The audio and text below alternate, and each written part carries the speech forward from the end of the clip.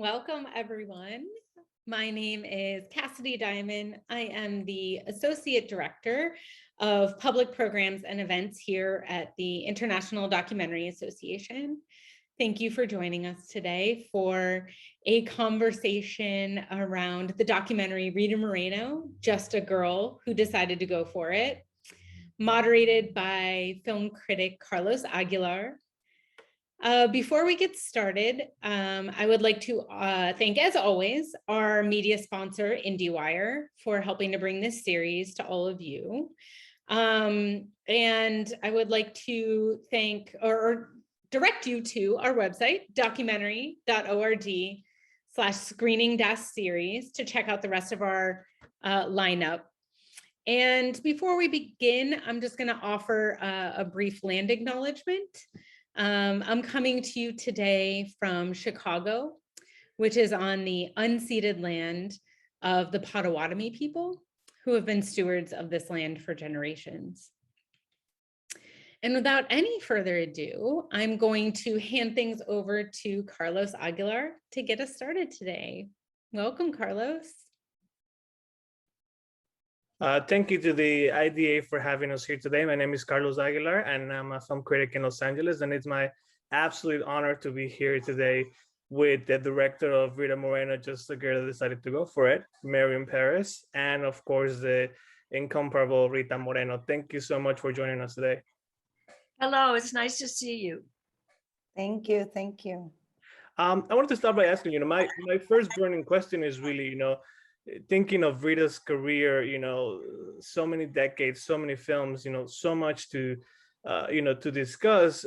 I wonder why it took so long for a documentary like this to exist. And I don't know, Mariem, if you have any thoughts on why, and Rita, of course, it would take so long for such an icon to get the treatment she deserves.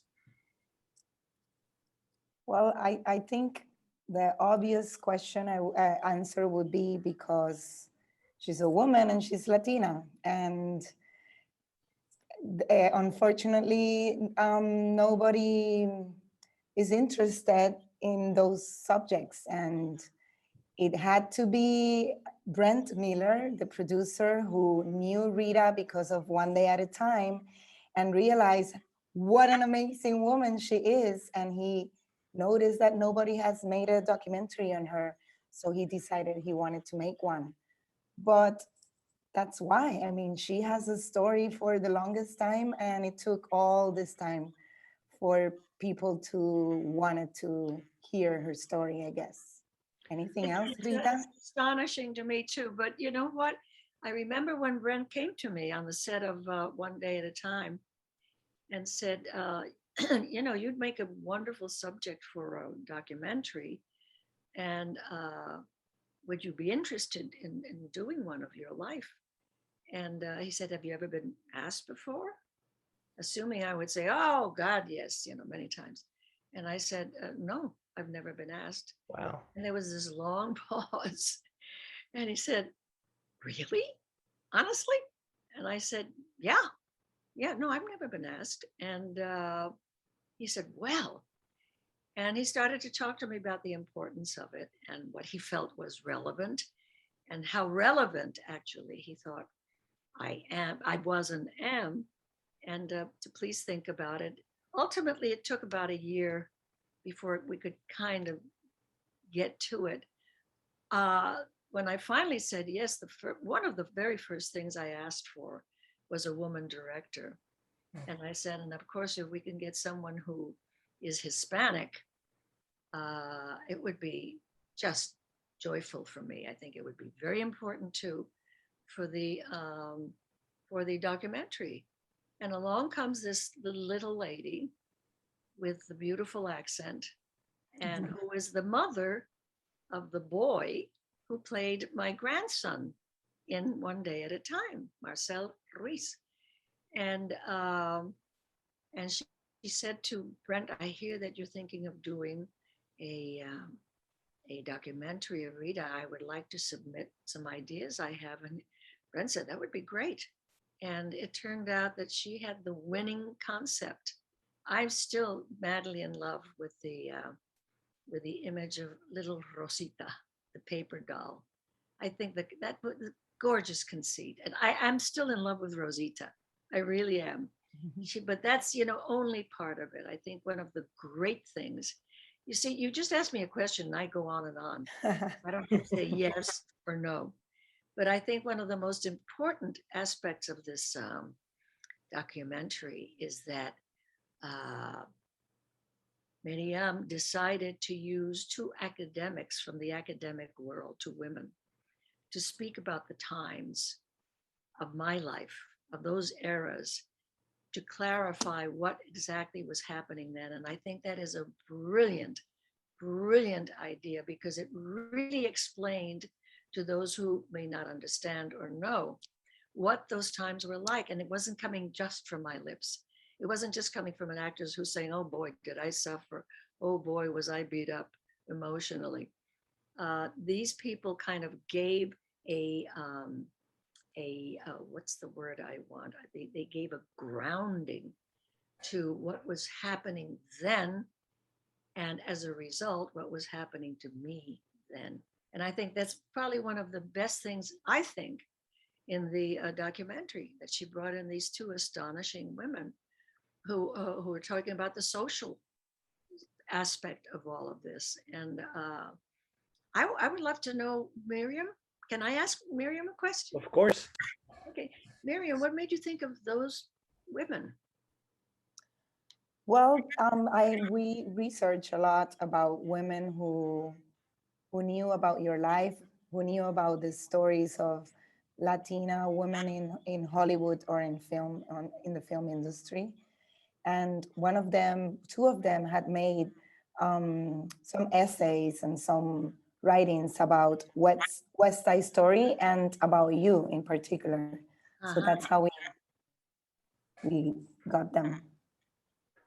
I wonder, Mariem. Go ahead. Oh, I was going to ask, if you could talk, Mariem, a little bit more about that concept of Rosita versus Rita and the sort of paper dolls and the animation that we see in the documentary, which I think really sort of creates a very interesting context for the life of Rita Moreno. Well, I realized that Rita, for almost all her life, was pretending to be someone she's not, and was playing whatever everyone wanted her to play, and that's that paper doll, where it has a neutral face, and whatever you put on, it becomes that new character. And that to me was Rita, was Rosita. And that's why the concept of the paper doll. But it's also, I also thought of her mom, who was a seamstress and who made all her dresses, were all those dresses that are in those little Rosita dresses that you see. And also because the paper doll is what Rita used to play with, and I used to play with that too. So all of those concepts came together into that idea. And I love it that she has different costumes. I mean, it's a beautiful, beautiful conceit. I love it. Do you still recognize yourself in Rosita, Rita? Oh, she still exists. Are you kidding? She will always be a part of me. And she's not necessarily the nice part of me. She's the part of me that still, rears her nasty little head sometimes to say, when something doesn't work well for me, ha, ha, ha, ha, ha, I told you. And as I've always said, she's, to me, she is a test of my maturity, how well I deal with that part of me, which is negative and doesn't want me to succeed.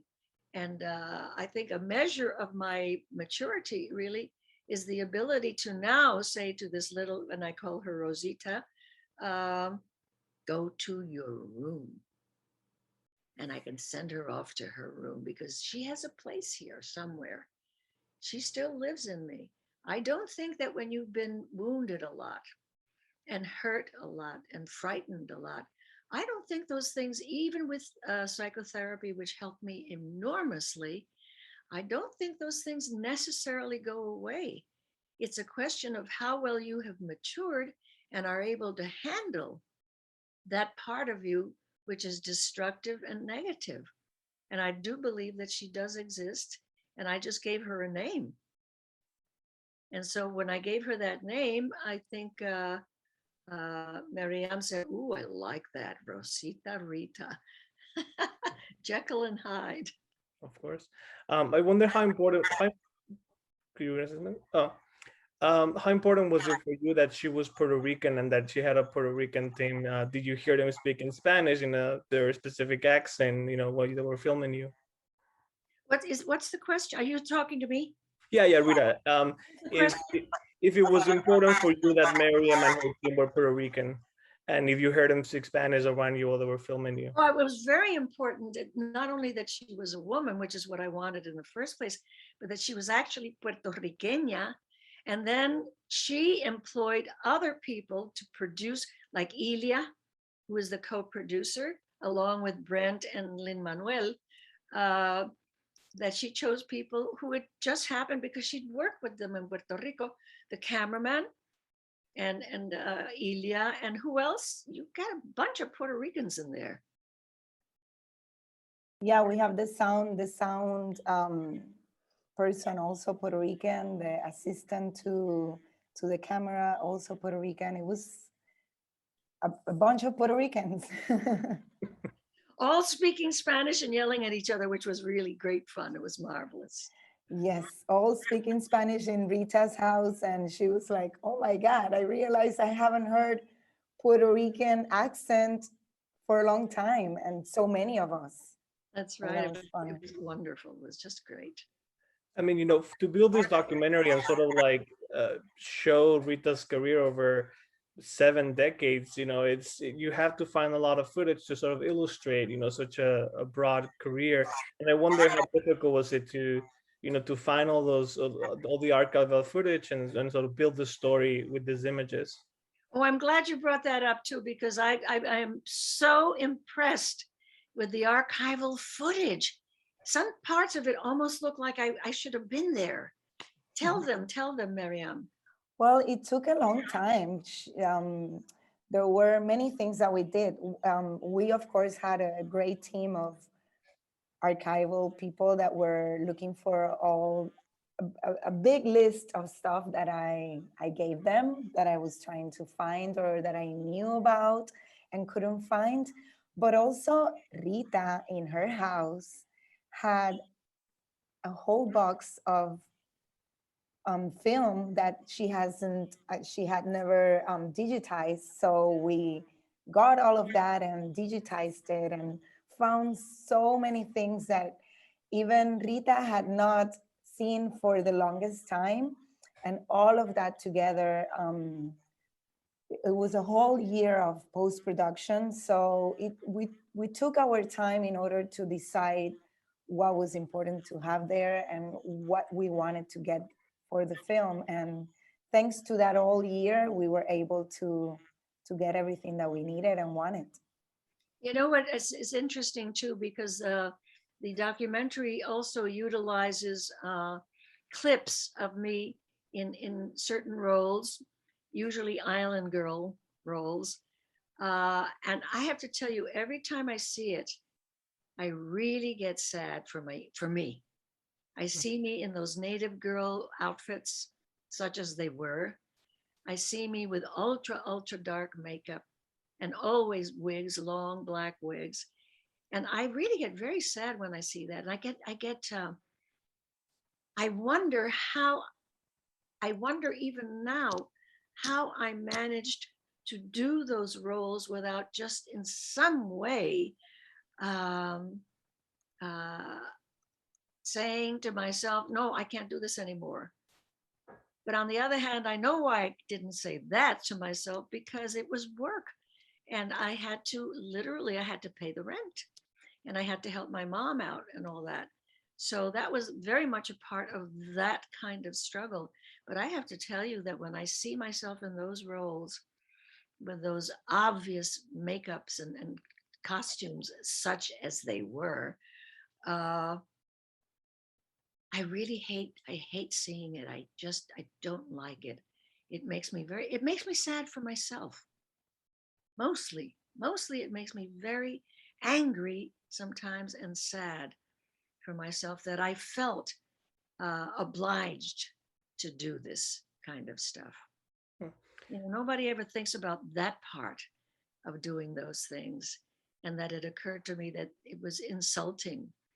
I mean, I didn't think of them as insulting then, but it was. It was. It was a horrible view of what girls like myself were in the eyes of many people in my profession. Right. Were there other parts of rewatching, clips or footage from your life that were perhaps more pleasant for you in sort of rediscovering your life through this footage? Oh, I love this stuff with Fernanda, my daughter, who was right next door in this hotel room, eating her brains out and gaining weight. Um, I love the clip where I show up at a rally for young people with her in my arms because she was still a baby. And she was there in that clip because the babysitter didn't show up. Mm. She was supposed to stay at home, but the babysitter didn't show up. So, and I am so thrilled that this was used. I didn't even know this was on film. I had no idea that this had been filmed by, was it a network or something? No, no, that was part of the footage that you had in your house. Oh my God, how Yes. about that? Anyway, there were lots of parts of the, many of the parts of the documentary that make me happy. I love watching myself being me, which means that I laughed a lot because I think I'm funny.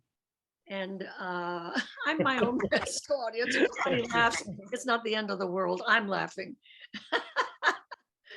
But you know, there are parts of it that I just really, really love that make me laugh. I mean, everybody, the one thing that always picks, Steven Spielberg just saw it, by the way, Mariem. Mm. Oh And yeah. Tony Kushner, who wrote West Side Story, the new West Side Story. They just saw it and they both sent me glowing, but glowing, because I didn't tell them to see it, nothing. Glowing. They love the way it was made. Stephen just loved the way it was put together. So did, oh, I can see you're pleased. Tony Kushner also just thought it was beautifully put together, and that the source material was just, both of them were just, in fact, Stephen, after he sent me the congratulatory one, the next morning, I got another text from him that said, I can't get your life story out of my mind. Wow. How about that? Amazing. How about that? Huh? Wow. I Amazing. mean, this means, obviously, this means a lot to both you and me, that these Yes. two great, great minds and creative minds thought that this was creatively also fabulous and well done. I'm so happy to be able to impart that message to you. Thank you for that. I'm In fact, excited. I will send you a copy of Stephen's text to me Okay. and destroy it, please. Uh, Just for you. Miriam, I mean, I love that the documentary begins with Rita's birthday party, and I wonder if that was always your intention, or how did that come about to sort of like introduce us to, like, her intimate, to her space, to her home right off the bat. I had participated in 2 other parties of Rita, of her birthdays, before this documentary.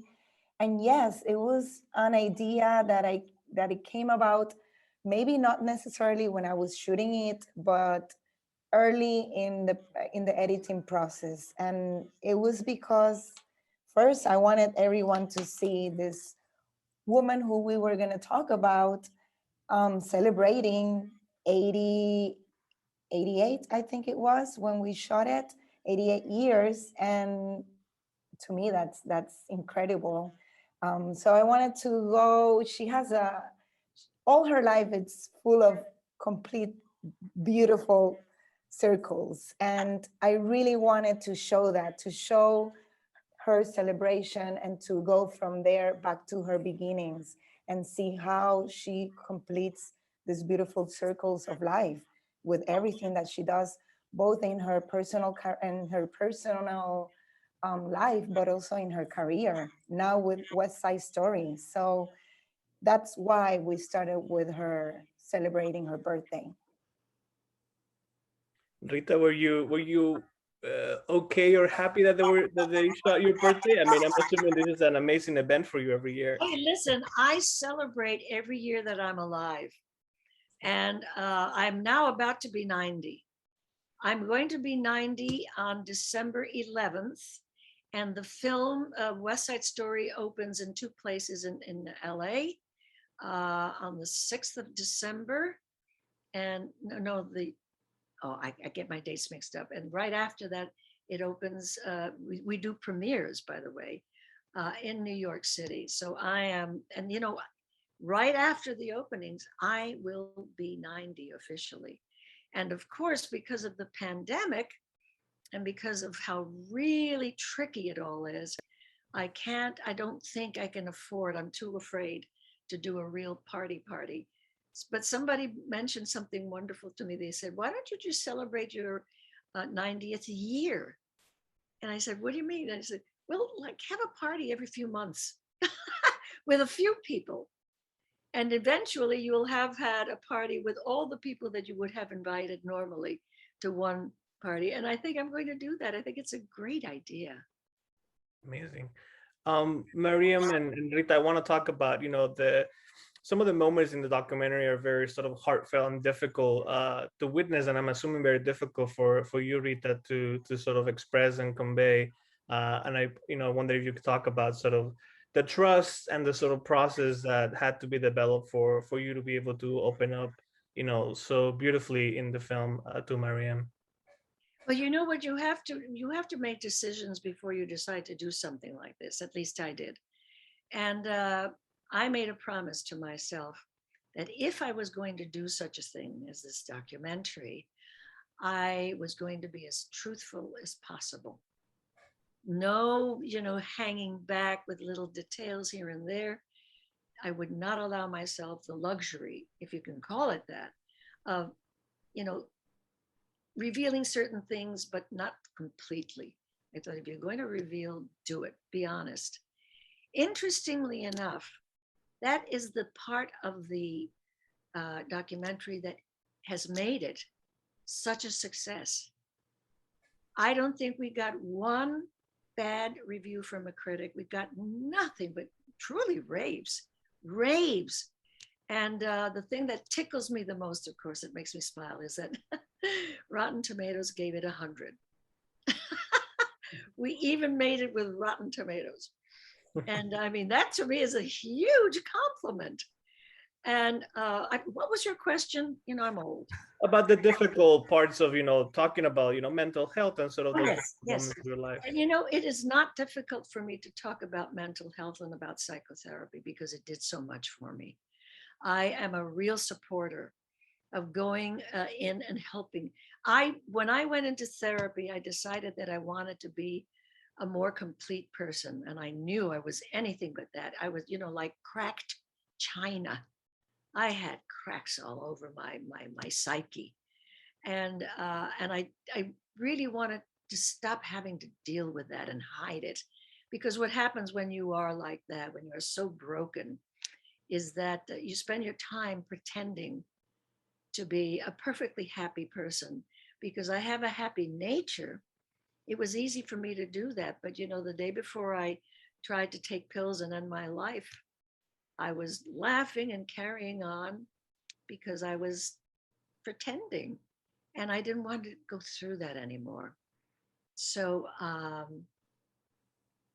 it wasn't so, I don't know, Mariem, did it seem for you, and this is wonderful that I can exchange with Mariem. It really is. I'm glad Brent isn't here, our other producer. Did it seem to you that I had a hard time answering? I mean, when you asked me certain things, when I came out and said to you out of the blue, my agent raped me when I was 17. I mean, all of that stuff. Tell us and tell me, was it difficult for me? Some things were, but what do you think? I think it was difficult sometimes. but you were, even if it was difficult, you were open to talk about it. And to me, it was very difficult to ask the questions because I didn't know if you were going to answer or not, or how open you were going to be. My surprise was that you were, with almost all subjects, very open. I think the most difficult one was when you talk about your husband. We had to stop and go back to it. Oh, that's right, because I got teary. And I Yes. didn't want to do any of that on Yes. film. I just thought it was wrong. But I was surprisingly, I was very surprised that you were pretty open with everything, even though I could see it was difficult for you. Yeah. We just have Brent Miller join us, the producer. Thank you for joining us, Brent. I'm sorry. I'm literally sitting at a window because we had some internet issues in the hotel, so I apologize for being so late. But Everybody, this is Brent Miller, who is the fellow. It's all his fault that we did this documentary. It's all your fault that you had an amazing life. Exactly. Okay, thank you. Brent, We've been having a terrific conversation with Mariem, because I was asking her questions that I never got to ask before, Brent. And it's been very, very interesting. Anyway, welcome. Thank you. Thank you. Sorry I'm so late. No worries. Brent, we've been talking about, sort of the kind of ludicrous thing that no one had made a documentary about Rita in all these years, and that you had the sort of, the foresight to bring it up and to make it happen. And I wonder how that came about for you, to finally, make this happen and give Rita Moreno the documentary she deserves. Well, I think part of it is serendipity, and I think part of it is that luck was on my side, because I was fortunate enough to be able to work with her first. We were doing One Day at a Time. I'm sure you guys have covered this, but in working with her on One Day at a Time, I wanted to know all of our actors. I wanted to know them well, as much as I wanted to know all of our crew behind the scenes. So I do my own work as a producer to know everybody. And in knowing Rita, she had given me a cheat sheet. Her cheat sheet was her memoir that she wrote herself. So I read the book first, and then I listened to it as I was heading up north. In her voice, by the way, she reads the whole thing. And I said, when I was going up north, I called Norman and I said, my God, why has nobody done a documentary on this amazing woman and the life she's led? I mean, she's already told her story in her words, but I want to tell her story from our point of view cinematically. And so I asked her, and thank God she said yes. I mean, there's a lot in between there, but the bottom line was the inspiration was working with her, from that to her book to, I mean, it's a story she's lived. So for her to give us, Mariem and myself and Ilya and our whole team the permission to tell it cinematically was the gift of gifts. I mean, I don't know what else to say to that. And what was it about Mariem's concepts that she brought on that convinced you that she was, the right director to bring this to the screen? Because I'm sure, you probably considered other people. I don't know what that process was like. Well, what was so fun was that I had told my team, I just want to see everybody knew that we were pursuing it. As soon as Rita gave me the green light, I was like, let's just see all of the treatments, all the pitches, everything that anybody wants to do. I want to read them, but I want to take their names off of it. So we took the names off of every treatment that was submitted, and Mariem's was the treatment that I fell in love with. I'm like, who is this person? Because I had no idea who I was reading. And it was Mariem, and she happened to be, and you probably already covered this, but the mother of the grandson that Rita was as part of our family in One Day at a Time. So it was super exciting that this was literally all in the family, not to throw that in there because of the Norman Lear reference, but it was all in the family, and it was super fun. So. Mariem, I want to ask about, the other interviews in the film that you sort of like help contextualize, and also, talk about how much of an inspiration Rita has been for them, the Latina women like Gloria Estefan, Eva Longoria, and, Lin-Manuel, and all the people that we see in the documentary talking about her. What was that selection process like, and sort of like getting to hear from them about Rita? We had a list of people that we wanted to interview depending on the theme that we wanted to cover. So we had in themes that we wanted to cover, and then we decided who could talk about that in depending on the theme.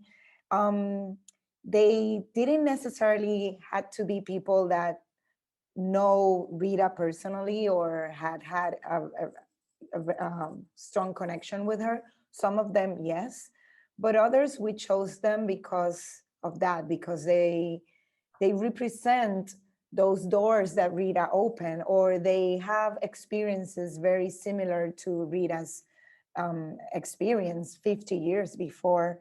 And that was what we wanted to show. We wanted to show that we wanted to compare different, for example, with Eva Longoria, we wanted to compare her life with Rita's and how similar some of their experiences were. Also with Justina or with Gloria Stefan, although Gloria Stefan and Justina know Rita very well, so they could speak about other things about Rita. But that was the idea behind it. And that's how we came up with the questions and everything.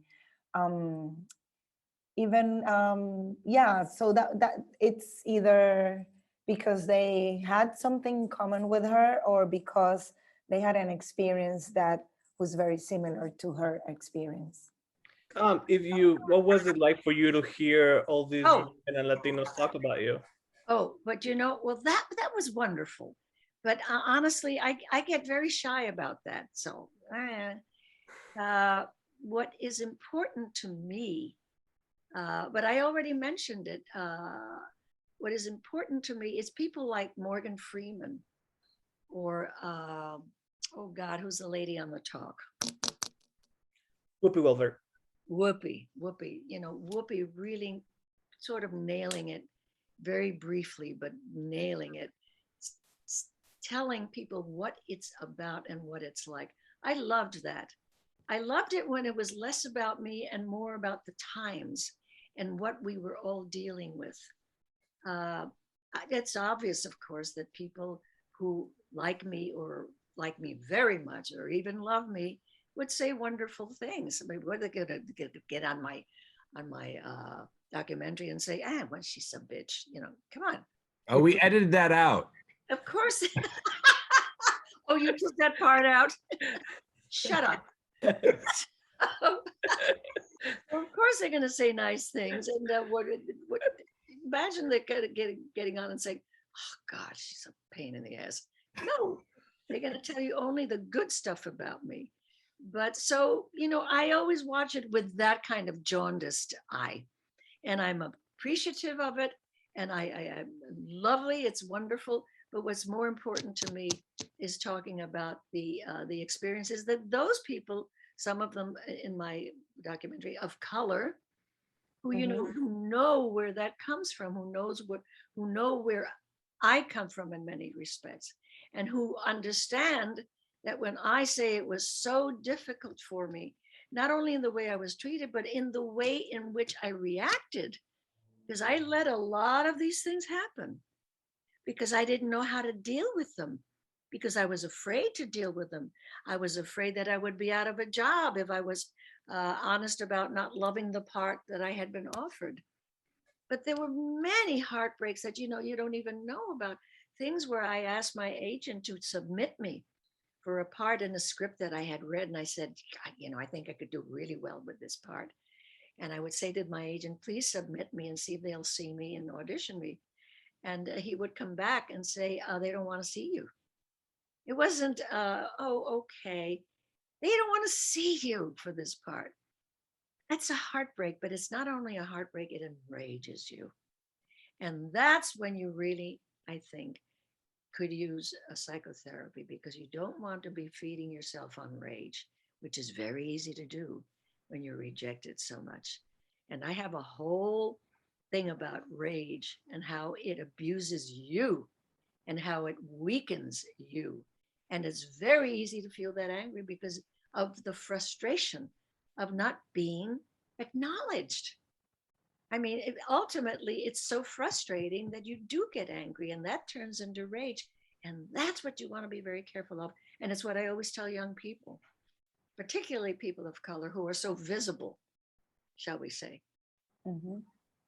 You know, you've seen the whole arc of Hollywood for many years, and the good and the bad. And I wonder, do you feel like in terms of representation, things have gotten better, slightly better, you know, now that we're in 2021? The word slightly is operative. We are very seriously underrepresented. I'm really actually shocked that we are so underrepresented. I think that the Black community has done an incredible job in helping themselves. And I think that maybe we could learn a few lessons from what they did. But we have a very, very specific problem, and it's a very legitimate one. We come from different countries, unlike the Black community. So it's somewhat more possible for the Black community to unify. When it's us, it's Cuba, Puerto Rico, it's Argentina, it's Spain, it's Mexico. And I think that inadvertently we have siloed ourselves so that we're each kind of defending our own little community. And I see Mariem, why don't you talk about this, Mariem, too? I think it's very important because nobody understands why we're still behind like this. Would you say something about that?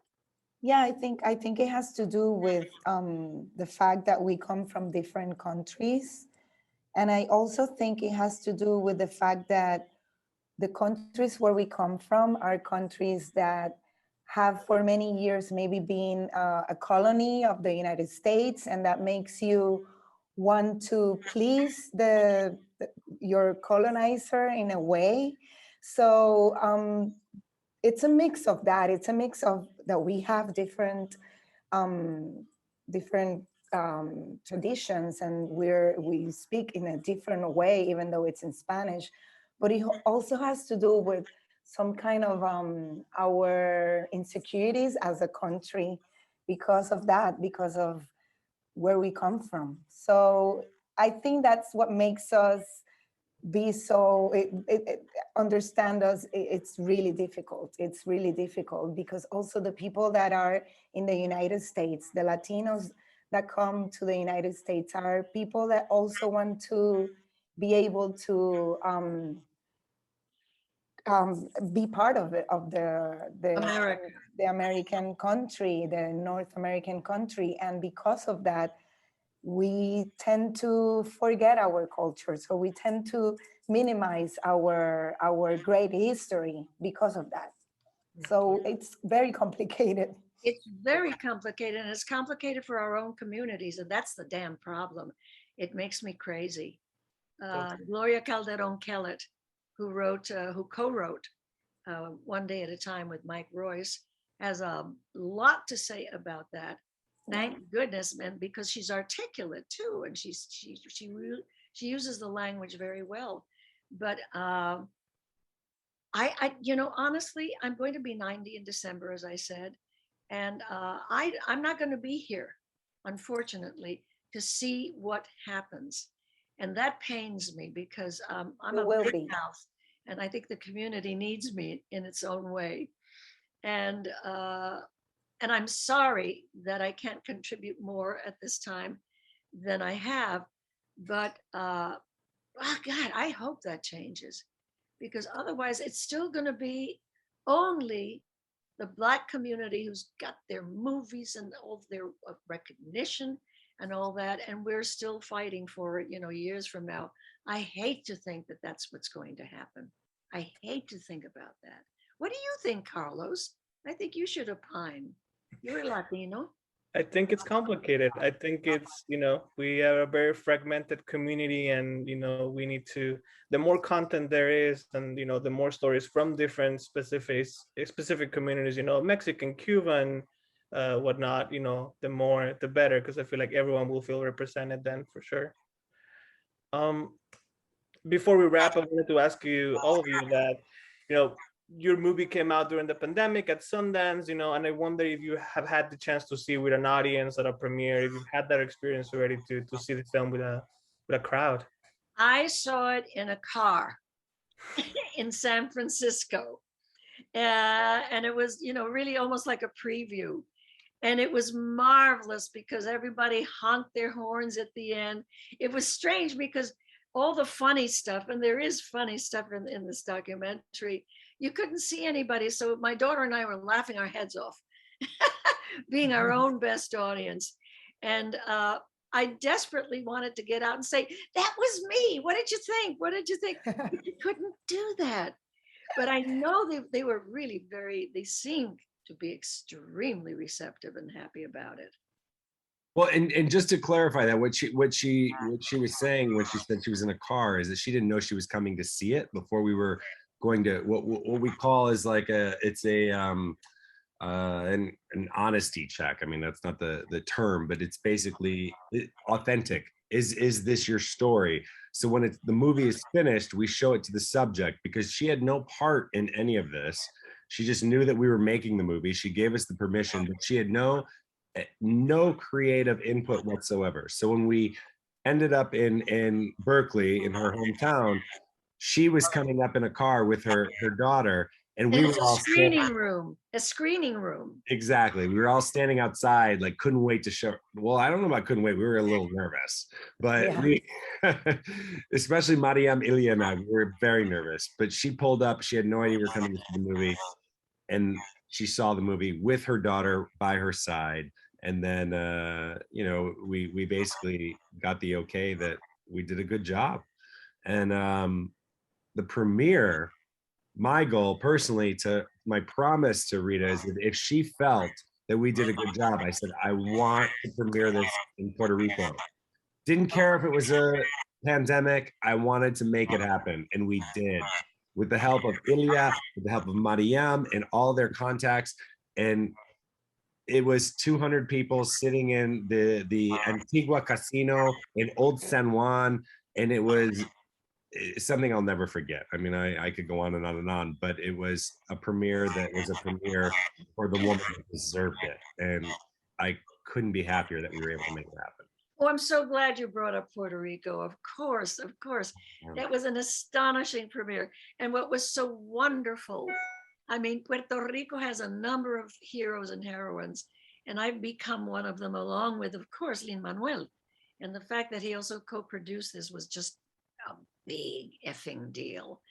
And but and it's really Mariem and Ilya, the other co-producer, and Brent, above all, who really brought this amazing party, 3-day party in Puerto Rico to reality and fruition. It was astonishing. It was so great just to be with my people. And, they think of me as their friend or their daughter or their cousin. Some are. And one of the dearest things that happened is that someone came up to me. Honestly, I don't remember who this was because there were so many people congratulating me. And one of them comes up to me and says, Rita, qué orgullo, how proud I am. And he says, I like to be in America, like that. And I said, you know what? That's the perfect accent. That accent is perfect. Where'd you learn that? We had such a great time. We celebrated our asses off. It was great. It was wonderful. Such jollity. And, we are really an amazing group of people. It's an island of people. We love laughter. We love a good time, and we're so good at it. We are joyful. We are friendly. We are sweet and warm. So it was just it's like I had a family of 500 people at this event. It was lovely. It was fabulous. And I think some of it's going to be on 60 Minutes. Amazing. Yeah, that's right. We forgot about that, didn't we? Yeah, that was amazing. I want to thank all of you for being here today, Brent, Mariem, and Rita. What an honor, what a pleasure to have you here with us today. Thank you to the IDA. Thank you so much. Thank you, everybody. you. This was Thank you. wonderful. And Brent, don't feel bad. I mean, those things happen. It happens. I mean, Okay.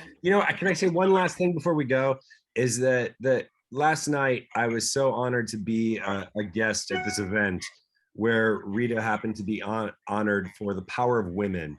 And there was a phrase that was used that really hit me, and I thought about it all night and thought about it this morning. And it was a metaphor that Rita actually told everybody about being a flower and when you plant yourself, Creative excellence. where can you bloom? And I gotta say, this movie, to steal from you, Rita, I really feel it's a flower that has been planted, and I'm so excited to watch it bloom, because when And you know, the word is what we wrote was bloom where you're planted. there you go. Yeah, it's a good phrase, isn't it? And that's a perfect description of this film. It is going to bloom when it's been planted. Yeah. Thank you so much, man. Thank you, Rita. Thank you. Thank you. Thank you. Good to see you, Brent and Rita. You Mwah. too. Take care. Bye bye, everybody. Bye, everybody. Thank you.